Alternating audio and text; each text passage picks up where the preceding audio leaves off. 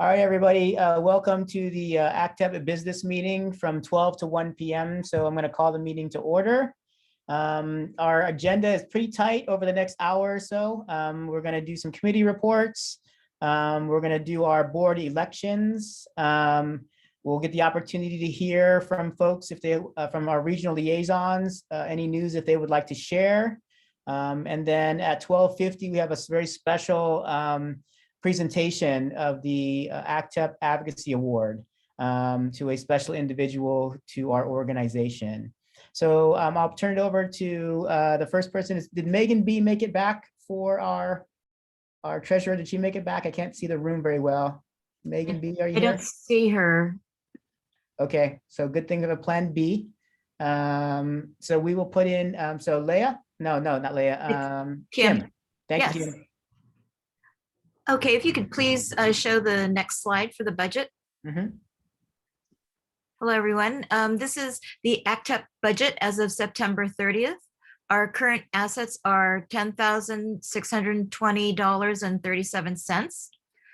We have $8,220.37 in our bank account and $2,400 in accounts receivable comprised of members, dues, and the convening. Thank you. Thank you. Yeah, so you can see we are loaded organization. No, we are an organization, we are trying to build capacity, obviously, not having to host an in-person convening is definitely a cost savings, but we hope to come back next year to be face-to-face, so we can hope to build up a little bit of revenue to be able to do that again well for all of our participants. So that's where we're at there. So that's letting you know where your dues money and money that comes to our organization is at right now. Okay. Regional caucuses, Leah, you want to bring us up to speed on what we've been doing with regional caucuses? Yes, Steve. May I share my screen, Steve? Okay, you go for it. All right, everybody can see, hopefully. Hello, I am Leah Martinez. I'm the co-lead for the Regional Caucus Committee, along with my fellow board member, Cheryl Johnson. So briefly, the purpose of the ACTEP Regional Caucuses is to identify geographical regions for collaboration, for communication, to develop teacher pathway programs and maintain regular contact with the field. So we are really happy to announce that we have designated an ACTEP regional liaison for all the identified regions in California, except for Region E, of course. That's a tough one, which is our San Diego or Imperial area. So if we have any representatives here from Region E, we're happy to definitely fill that vacancy. So please get in touch with Cheryl or me, or drop us a note on the chat. Anyway, congratulations to all our regional liaisons and co-liaisons. We definitely appreciate you stepping up for this critical role as a regional representative to help ACTEP meet or communicate with teacher prep, faculty, or leads within your area. I know it's been really a hectic year and we're still in the pandemic, but we're hoping that you'll get a chance to introduce yourself to TPP faculty or leads in your region if you haven't done so already. I know I saw an email from the LA liaison last night, Dr. Veronica Allen, so thank you. And boy, she has a lot to share from LA, and I'm pretty sure lots of things are happening in LA for sure. So also we want to give all the liaisons a heads up to look for an email in January to determine the best date and time for us to meet next year. And later today, if you're still here, we want to invite you, of course, to share with us any events or issues or any pressing needs in your region. That's it. Thank you so much. That's all from us. Thank you, Leah. Thank you, Cheryl. All right, can I reshare so I can see there we go. Thank you. Screen share, the agenda. Next up is Megan Kay. Yes, so just a quick announcement from the Communications and Membership Committee. We want you all to know that we have a wonderful quarterly newsletter that goes out that everyone's welcome to contribute to. We specifically solicit emails from our different regions so that we can showcase what's happening all across the state. So whether it's a student showcase or program, article, or a combination, those types of articles are welcome. And we do have a spot on our website to submit suggestions and also events that you would like others to know about. They might even go in our ACTEP briefs, which happen intermittently in between the quarterly editions. So we also want you to know that we welcome you to join our committees. So all of our committees are open to any member, and it would be fantastic to have more representation. As for membership, at the beginning of the meeting, Steve already has shared some of our efforts like March Madness and encouraging new memberships, and that's really important. So we encourage you to invite a colleague to join in the new year. So thanks so much, everyone. Thank you, Megan. Thank you for all your efforts there as well. I do realize we missed a committee here. We already talked about policy and advocacy quite a bit, but professional development is another committee that's part of the ACTEP group. And as I think was mentioned earlier, the speaker series that got put together in the spring of 21 was part of that work. And so we invite others who would like to have interest or would like to participate in creating critical professional development opportunities for our members and for the field to join us in that endeavor. We're obviously going to be, winding things down for the fall semester, and then our newly elected board will come together in the spring in January to hopefully plan out some professional development for our field and for our members in the spring. So we would love to have you contribute your time and energy and efforts there as well. I know there's several on the call who participated last spring. We're grateful and look forward to doing more in the springtime as well, next spring. Okay, so I will now turn it over to Kim again for board elections. Good afternoon again. We are seeking to fill 3 open board of director positions representing the South and 2 positions representing the North. The South position is currently open. At this time, we have 3 candidates for South representative. The candidates are Steve Bautista, Santa Ana College, Counselor Coordinator, Center for Teacher Education. Megan Kaplinsky, Long Beach City College, Reading and Teacher Preparation Department Head. Leticia Rojas, Pasadena City College, Education Faculty, and Hickson Teacher Prep Program Coordinator. Are there any nominations from the floor for the South position? Are there any nominations from the floor for the South position? If there are no nominations from the floor, the position of South representative is closed. The North position is now open.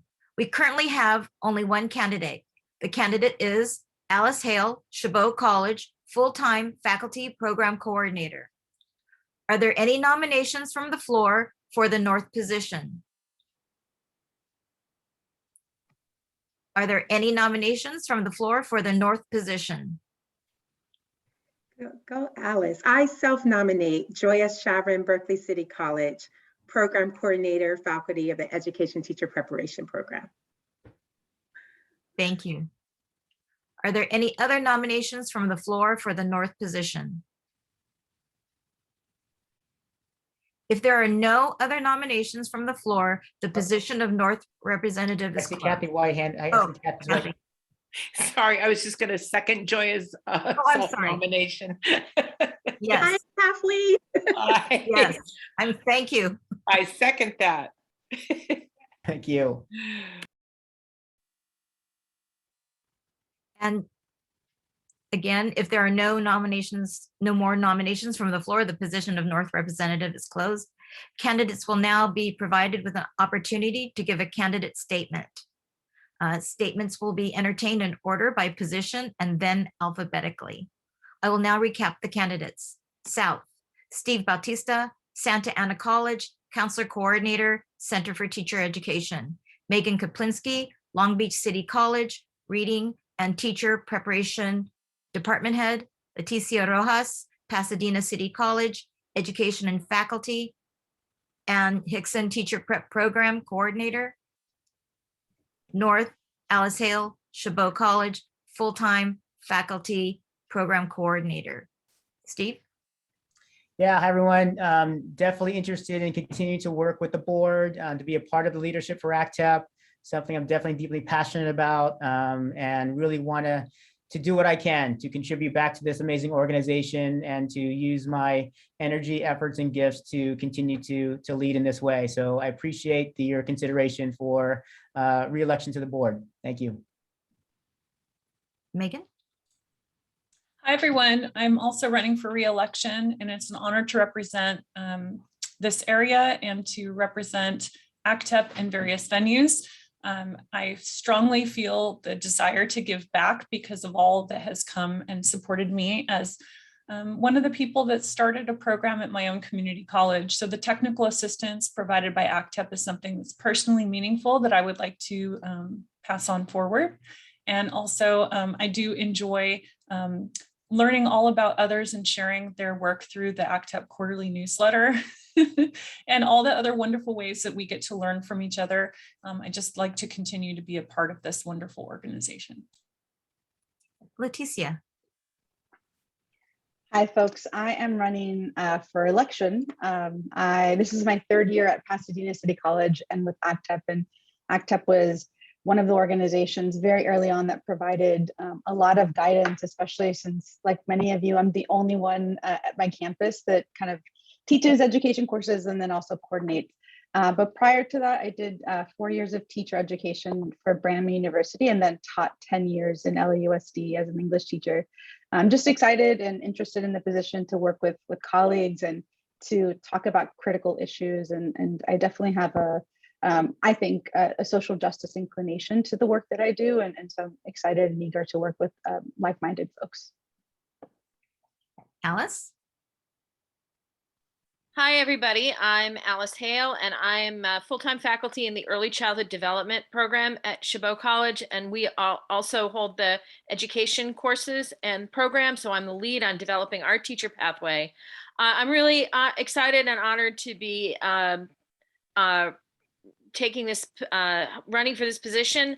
I think we have an opportunity to really do some powerful advocacy for the community college, our community college students. I see us as being a major way of diversifying the teacher workforce in California, which I think is really essential, of sort of going after some of the equity obstacles that have gotten in the way of our students and getting our voices heard with the other, our partners in the four-year institutions. I also am excited about helping Northern California sort of catch up to Southern California, because I feel like you guys have been the pioneers in a lot of these programs, and a lot of us are just kind of getting our feet wet in it. Before I was relatively new to education. I had a long career in communications before I became a preschool teacher and then went into working at the community college.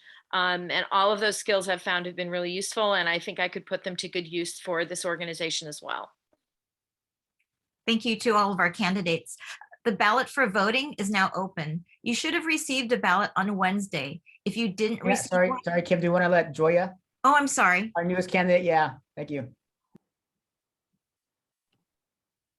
Thank you, Steve and Kim. And again, I'm sorry I was late. I wanted to become part of the candidate because I noticed Northern section had a gap. And I saw my colleague Alice, we had our dual enrollment for equity launch event today to align to our guided pathway pillar 1. And I'm coordinating that effort at Berkeley City College. And I just am interested because I too believe that especially our community colleges are incredible ecosystem to create exceptional teachers. And I see major value in working collaboratively with you all and learning from you and being part of this wonderful group. And I met Steve, I was like, who is this organization that, you know, I need to be a part of, because we are building out our teacher education prep program at Berkeley City College. And I started as a preschool teacher as well, really as a parent volunteer who was able to matriculate through and have some incredible experiences in our community college system before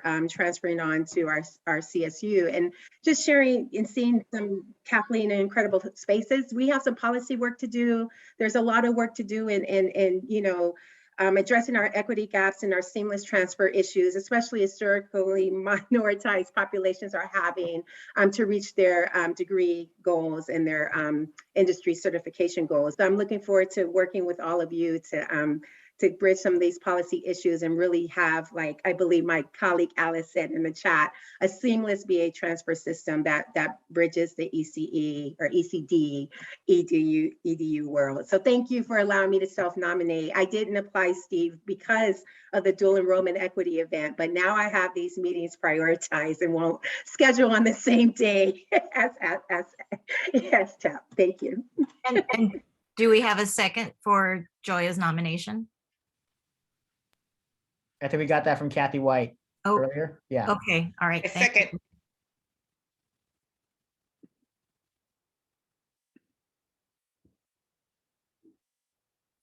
Okay, we'll go ahead and return. The ballot for voting is now open. You should have received a ballot on Wednesday. If you did not receive one, one will be dropped in the chat to you individually. If you've already voted, you can access the ballot again to vote for the candidates from the floor. Please cast your ballot by 1 p.m. today. The voting will close at 1 p.m. and the elected representatives will be announced at 2:15 this afternoon. Thank you. Thank you, Kim. Thank you, everybody. Yeah, so let us know if you need access to the ballot. It did come out earlier in an email. Yes. Sorry to interrupt you. The ballot that came out on Wednesday, I tried to vote and it seemed to be, somebody gave us the editing version. It's not the voting version. Yeah, Yes, we yeah, go ahead. resent the email with the new link. And also today, just a few minutes ago, Julie Adams resent the link in your email. Okay. All right, thank you. I was looking at the one from prior. Thank you for that clarification. Yes. Sorry for the confusion. No, that's okay. Yeah, thank you. Yeah, we were made aware of that pretty quickly. Someone informed us that we had actually put up the wrong link, but I think it's been corrected. So if you don't have access to it, you can actually just, Julie is on the Zoom right now. You can email her, or text or message her, but it was sent out again. Okay, so Cheryl, you want to take it over for now? Sure, that sounds good. Hi everyone. It's so good to see you. We're so happy that you're here. And this is our opportunity to share and learn about what's happening in your regions, any issues that are coming up. So we're grateful to have this time during the business meeting. And we thought we might organize it best by having you list your name and area in the chat, and then we can make sure that we seamlessly go from one announcement to the next. I know we have some liaisons here in the meeting, and if not, please feel free to share information, news, happenings in your area also.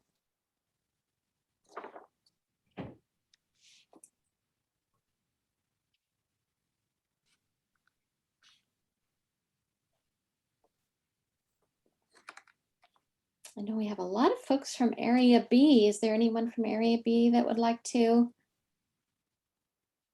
give a shout out for what's happening?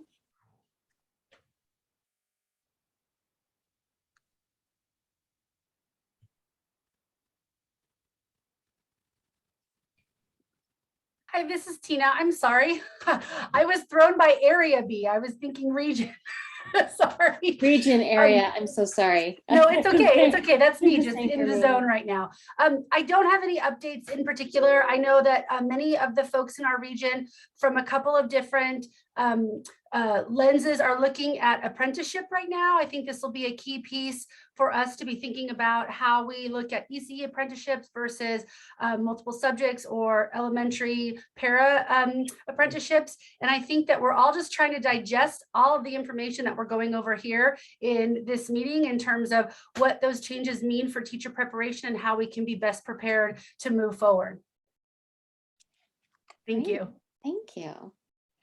and I'm actually in Region C.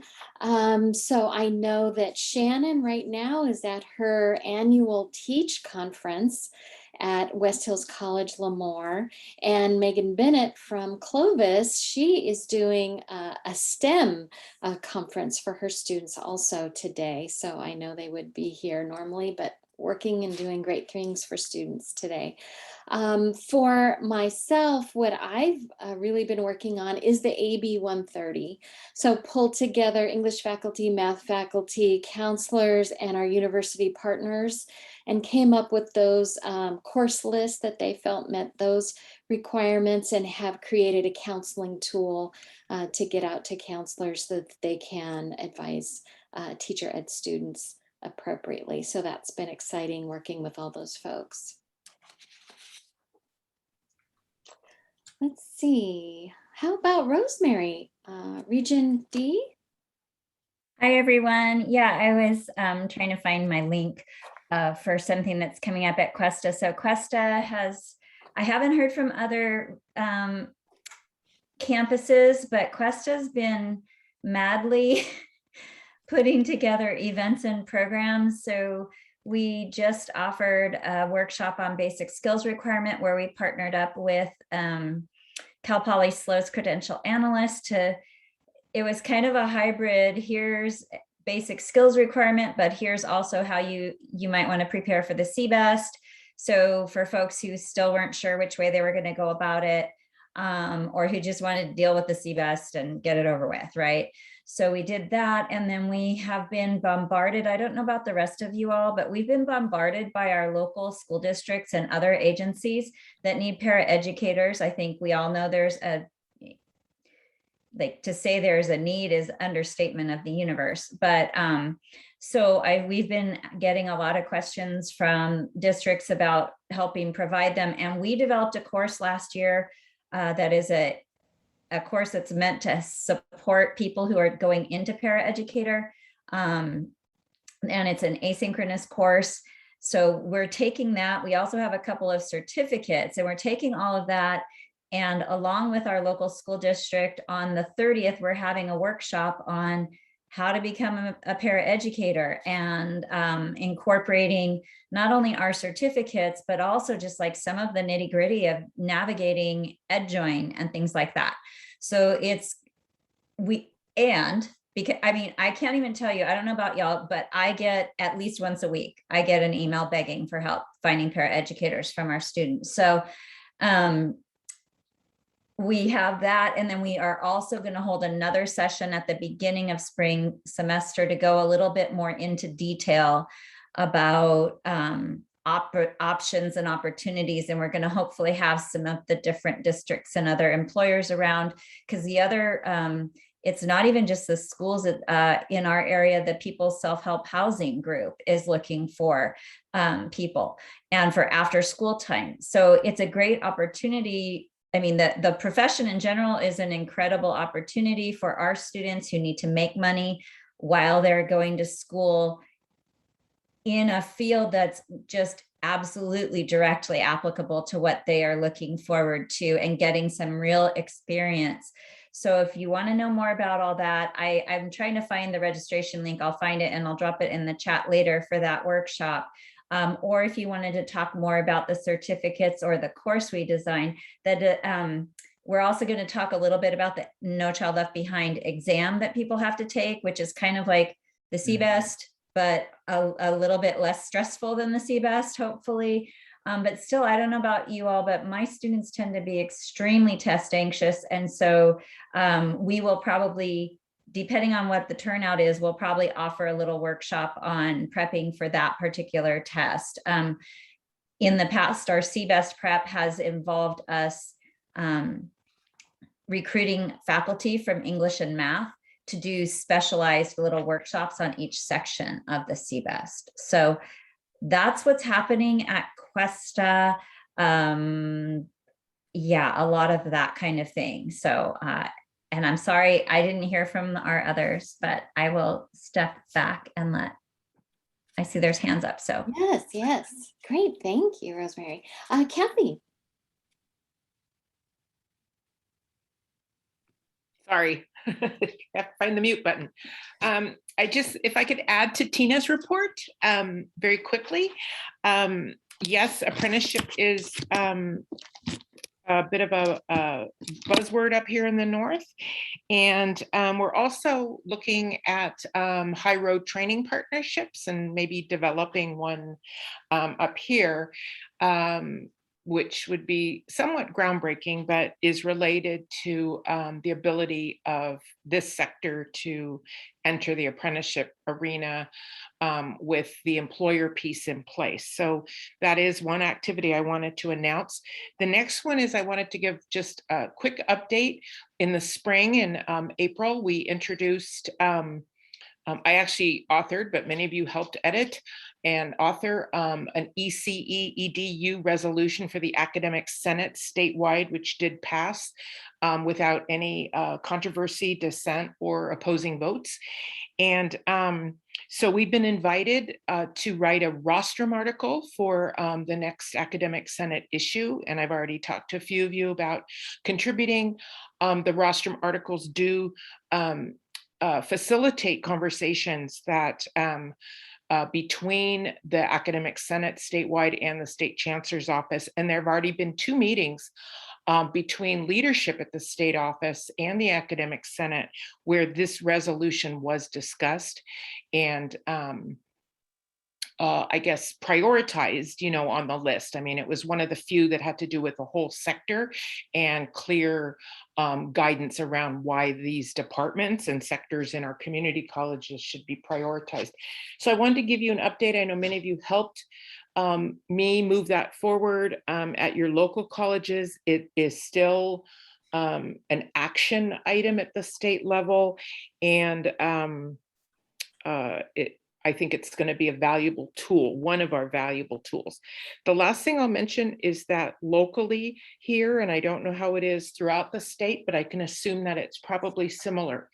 School districts are mobilizing to talk about transitional kindergarten, as well as, you probably all know, but there was a $1.7 billion augmentation to after school care in the state, and the money is going through the local, the LEAs. And so this is kind of a twin windfall that requires activity. And after school workers are most certainly part of our teacher pipeline target group. It's a very strong target group.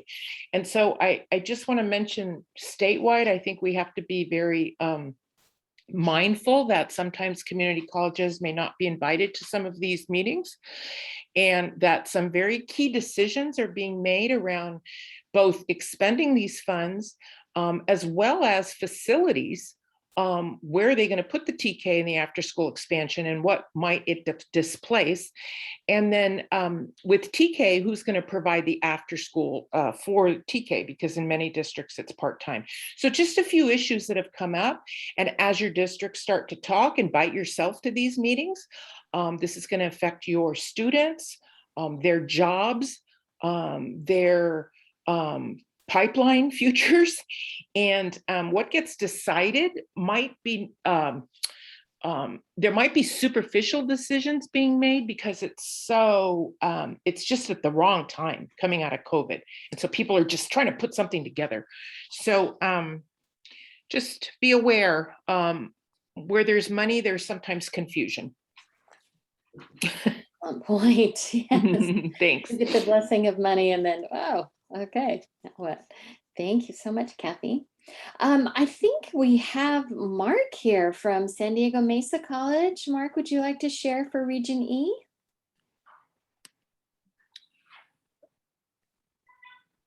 I'm happy to. I'm very new. I am so new. I joined last week. Hey, come here. But what do I know? Here's my son. He's also here. He's also very new. You can see that.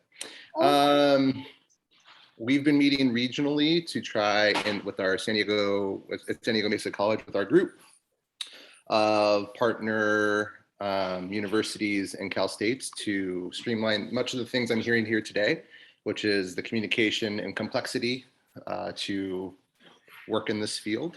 So that's, oh, hold on one sec. Sorry, buddy.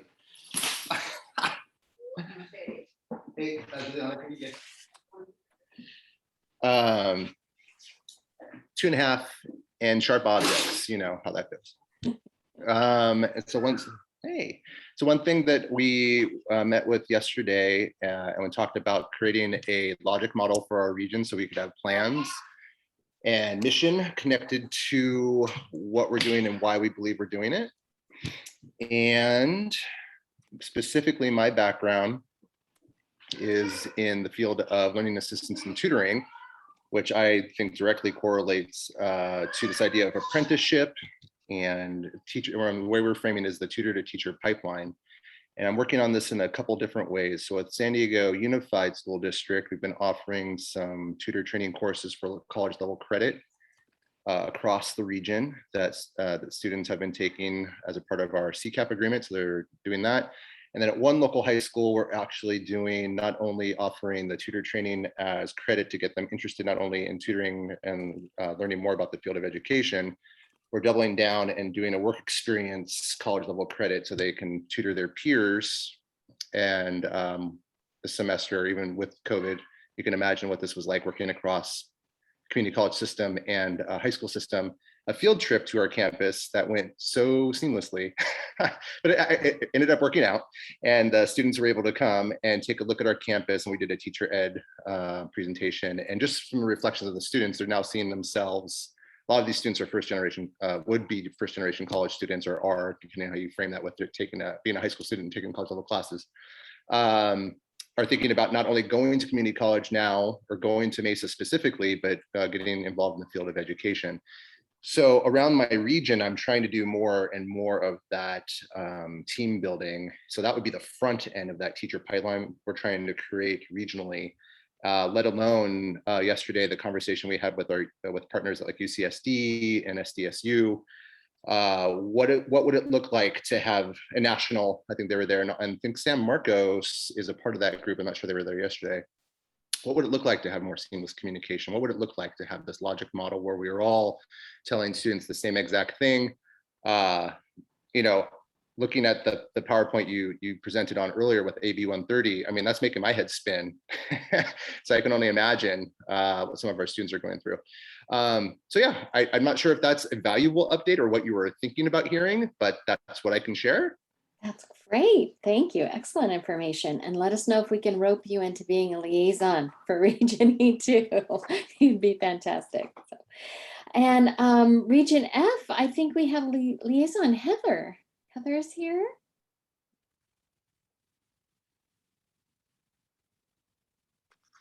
She's here. Or anyone else from Region F? There we go. Yes, I'm here. Sorry, finding the unmute button. Go figure. I don't really have anything to update here. I mean, beyond it's a new program, and the high desert is the high desert, and we're very out of the loop on a lot of things. So I've been just trying to even get in contact with our CSUs is difficult. Every time I send a message, it bounces. No one ever comes back to me. So if anybody has any information for Cal State San Bernardino or another one of the colleges closer, I would love an email number or an address that would actually get somewhere. Barstow College, where I'm at, we have a brand new program. I mean, literally brand new. And we're working on developing it in the AB 130. It's like just another layer. So luckily we should align since it's so new. I'm going to be double checking just to make sure, but we should be fully aligned with everything else. But I really don't have anything to report back. I was hoping Lizzie would be around. So if she had seen anything or heard anything else. So. Well, this is great. This is one of the things we want to do as far as liaisons is help each other to make those connections and to share that information. So Heather, can I ask you really quickly, who are you trying to contact at San Bernardino? Is it the Dean of the College of Ed, or is it someone in liberal studies? Which area do you need help accessing? I would love accessing the Dean of the College of Education would be the one I would prefer. Okay, yeah, I'll drop my email into or would you message me your email? Sure. I'll try to circle us in because with CCTE, there's a deep connection with the College of Ed Deans. And so we could Okay. definitely put you into contact pretty quickly. Thank you so much. I appreciate it. You're welcome. And Steve, would you like to share for Region G? I can for Orange County a bit because I know the Region G is pretty big. So I think in Orange County, I think one of the things that we were struggling with earlier in the semester was fieldwork hours for our EDU course and our local university. I'm expecting for some of those to be in person, either this semester and eventually next semester. And so just trying to help our students find those placements where they're allowing students to do field work in schools has been a challenge. And we really had to work with our CSU to let them know that that wasn't possible at the current semester during the fall semester, but we would be working towards that to the spring because they had an expectation that we were going to be having students doing in-person field work this fall. And just because of with COVID and restrictions with school districts, that was just not possible. And we didn't want to disadvantage our students not getting credit for the class or for the field work that they were participating in virtually. We were able to work that out with our local CSU. But they are expecting some in-person hours in the springtime. So I think that still remains a bit of a challenge, and hopefully our schools will open up. At Santa Ana College specifically, the 25th annual Road to Teaching Conference is tomorrow. That's our big event for the year. So it's super exciting. We have the National Teacher of the Year, who will be our keynote speaker. And so please send your students to register. Other exciting news that we just got this year too is we have an alumni. Her name is Alondra Diaz. She is a bilingual teacher that works in the Saddleback Valley Unified School District. Recently, she was selected as Orange County Teacher of the Year. And we just found about 2 weeks ago, she is actually California Teacher of the Year and actually the representative from the state for the National Teacher of the Year competition. And so she is a dedicated student. She is a SAC alum. She is born and raised in Santa Ana College. She's first gen multilingual, and she's all about the representation. And so I'm hoping she'll actually be on the teacher panel tomorrow afternoon for the Road to Teaching Conference. And I'm hoping that as she moves forward, that she continues to talk about her experience at Santa Ana College that led her to a transfer partnership with Chapman University, where she got a full tuition scholarship, and that led her on. So I'm hoping that she continues to share her journey and the role of community colleges in her pathway as well. So excited to share that news as well. So I know they have other colleagues from Orange County. Amy is in the room from SCC. Anything to share from there specifically? I think that's the only one. It was, Christina from Saddleback. Nothing specifically to share from here. Thank you so much, Steve. Just along the same lines, it's been great being able to work with Cal State Fullerton, yourself, Chapman, those universities that, we've had to work out some great challenges. And then of course, having such innovative instructors to really be creative when it's needed to come down to it, when, we've kind of been stuck in a rock and a hard place when our students can't get into the classrooms to do their observations. But we've just been really pleased. So I do encourage those of you, to reach out to your local universities and see. It was nice. They even invited our instructors and students to take part in some professional development that they had created so students could earn their hours. And I just have to also say thank you to Steve because I'm the new kid kind of on campus in my role, specifically for education. I come from an education background, but I've been doing some leadership in reading at SCC over the past decade or so. But Steve is just such a great liaison, and I knew right to go to Steve because he would help me ask the right questions and work with these universities so we could really kind of just figure out, plan, and hopefully find what was fair, what was equitable to our students. And I know, like many of us, we just got to take it one semester at a time. We can plan as much as we can for the spring, but we still know that we might have some challenges ahead. So thank you, Steve. Thank you, everyone. We really appreciate you all. That's so true. Wish we had a crystal ball and knew what was ahead of us. But that's the exciting challenge of it, right? So, any last thoughts that anyone would like to share before we move on? Veronica from LA is here. Veronica, do you have anything to share for LA? I am here. Hello, everyone. And so I'm at Mission, one of the 9 community colleges in the LACCD. And one thing I would like to share is that the conversation across our district, not only in the ECE child development and education disciplines or teacher pathways, is returning or re-engaging students.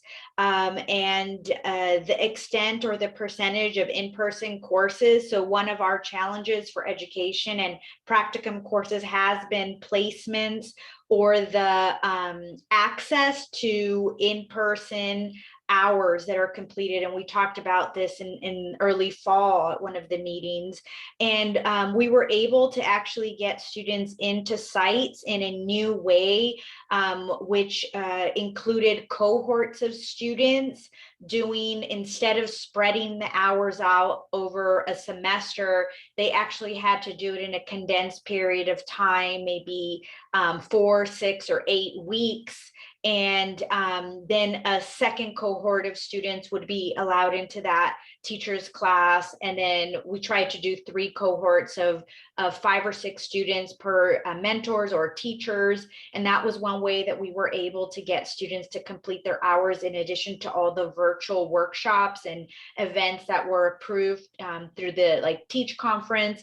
And then something that we're working on at Mission College, this is the second semester of this partnership, and it's evolving into a more structured partnership to support our teacher pathway. Is we're working with our graduate program, and they have a PFE program for excellence, and their graduate students earning a master's in early childhood education are doing group mentoring of our practicum students that and that's one way that we are selecting specific topics to prepare students to work with children. And it's a community college CSU partnership that I'm hoping to evolve into our education courses and our students as well. And then lastly, one conversation that came up at Mission, which I understand is trickling around the district, is the conversation of co-op education and how cooperative education may be used, either apply it to existing courses or write new curriculum so that students are able to get that work experience through the co-op lens, the co-op ed lens. I'm still learning about how that's different from other classes that are coded as TBA, fieldwork, practicum, etc. But that is a conversation that's starting in terms of curriculum at my campus, and I understand at some of our sister campuses as well. The last thing I'll mention is enrollment. Our campus, as I understand many other systems, I just met with my CSU partner yesterday, and we talked about the number of students enrolling, and in her case, the number of students that applied for the credential program in the last cycle dropped significantly. And so we're trying to find strategies with short-term classes, 8 weeks, 10 weeks. The 16-week semester seems to be too long for students. And so we're trying to be creative to get students to enroll and retain them towards completion. So those are the conversations that I can report back out from my area. That's excellent. So many important things coming up that we're all considering. Thank you for bringing those up. Elmita, would you like to share? Yes. Can you all hear me? Yes. Okay, great. Thank you.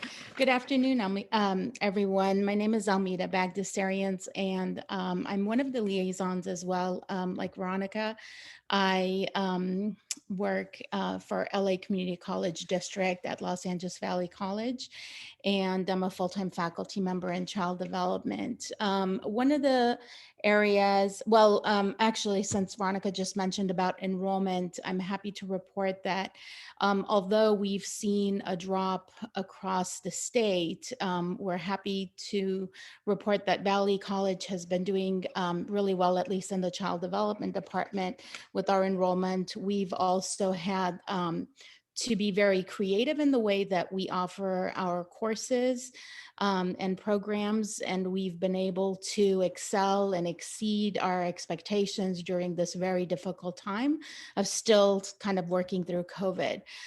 In terms of practicum, we've had some struggles getting programs to open up their doors currently for our students. And so for that reason, we've stayed virtual. However, in the spring, we will be working on some specialized ways of making sure our students have access to get into classrooms, working directly with children.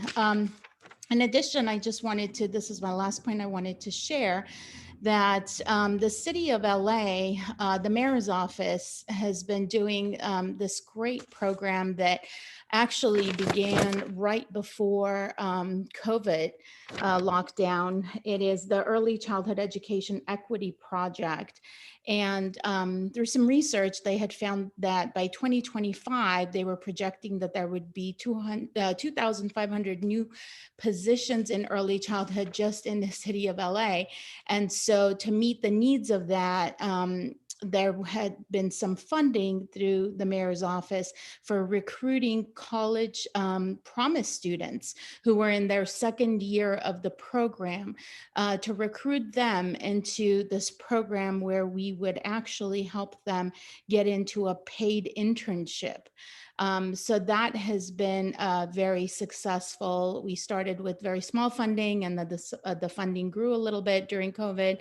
So we're very excited that our district can take part in this. And it sounds like it's a little similar to what some other colleges are doing. Thank you. Terrific. Sorry, those are my puppies in the background. Alice. Yeah, I just wanted to update everybody on the because it's based out of Chabot College, the Early Childhood Mentor Program. We've just announced the hiring of a new director for the program, and we're in the midst of hiring a new assistant director. So they're both going to hit the ground running next semester. And I think everyone is very optimistic about seeing that program sort of renewed and revitalized. And as we move towards sort of knitting these two systems together, I think there's going to be a really important place for the mentor program to sit, and an important role for them to play. So I just wanted to let everybody know it's coming back, and we're really excited. Oh, that's great. Thank you for sharing that. Anyone else before we move the meeting over to back to business?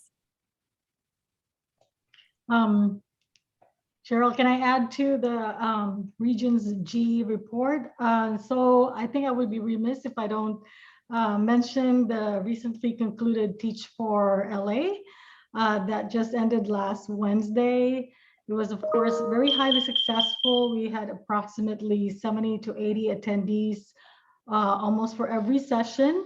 And this is an annual event that we actually hold spring and fall as well. And some of the students actually use some of the hours that are some of the workshops that are taught by credentialed teachers for their field work. So they have been very appreciative of the fact that it was virtual and they were able to attend those sessions. And that's it. Thank you. Good. Well, thank you for that. So we'll turn it back over to Steve for the rest of the meeting. Yeah, so we have to give one more item on the agenda for today, and it's a special presentation, and I'm going to hand it to Megan Kaplinski for that honor. Thank you. So it's my privilege to share some really awesome news. The ACTEP Advocacy Award was established in 2021 by the Board of Directors to honor outstanding advocates for community college teacher education programs and students. The award recognizes individuals whose efforts and commitment to advocacy has impacted student success and the establishment, advancement, and sustainability of quality community college teacher education programs in profoundly important ways. It's now my pleasure to announce the 2021 award recipient, Janice Perry. Janice is a founding member of ACTEP. Her 30-year history plus as a local, regional, and statewide leader in California community college teacher education includes authoring and leading more than $10 million in grant efforts. She's lead of the statewide Faculty Discipline Review Group, FDRG, that developed both the Education 200 descriptor and the transfer model curriculum for the AAT elementary teacher education. She was president of ACTEP in 2018 to 2020 and is a leader, a mentor to many, including myself. ACTEP honors Janice Perry as the inaugural recipient of the 2021 ACTEP Advocacy Award. Great. Hey, Janice. Wow. Thank you. This was a big surprise. So thank you so much, Megan, for those kind words and for the ACTEP board to put me forward for this, initial year of your advocacy award. It's been my incredible privilege to enact my passion and my purpose, actually, which is I've always told my students, to get paid for something that is what you feel like is part of your life's purpose is just a super privilege. And so to be able to work with all of you and start, very early in my career, almost 30 years ago, advocating for teacher prep, lower division, early start for our students who reflect the diversity of the California school children, and to be able to put programs together to mature them and help build their confidence even before they go on to university has just been an incredible privilege and, a sense of really contributing to the high quality teachers that we have. So I just wanted to share a brief thing. I had a kind of a stint as a lecturer at Cal State Fullerton this past semester, working with supervising student teachers. And of my 10 student teachers, 6 of them were transfer students from comprehensive lower division teacher prep pathway programs.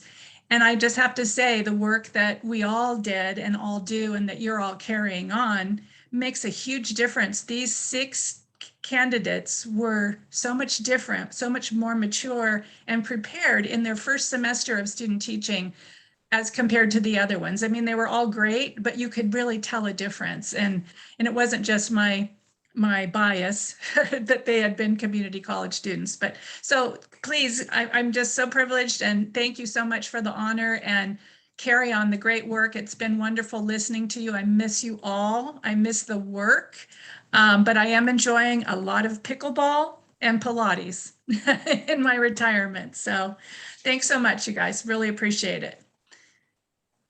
And I'm going to hang out for a few minutes and listen to what else happening in the business meeting.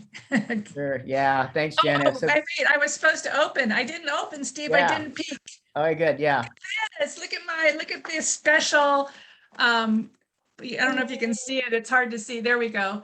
Oh. And what does it say? It says,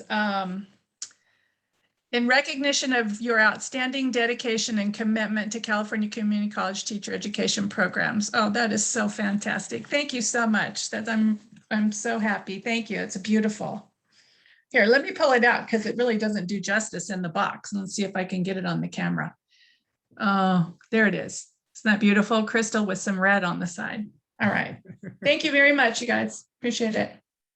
You're welcome. Thank you, Janice, for all your years of service and friendship and mentorship and, taking this organization to where we are today. So we're extremely grateful and glad you could join us today for this piece of it, and glad we could honor you in this way. And, it's important for us to acknowledge those who have led the path before us and, and help us lift this to the position where we're at now. So thankful for being here. So the business meeting is actually going to close at 1. And so I think the opportunity now to vote, I just wanted to make sure that folks have had that opportunity to vote for the slate of candidates for the North and the South. And I'm super thrilled that we have nominees from both the North and the South to continue on this work in the organization. So please do that. And then I think we're going to take a bit of a break. So right now we have a built-in break until 1:15 to when the next session starts.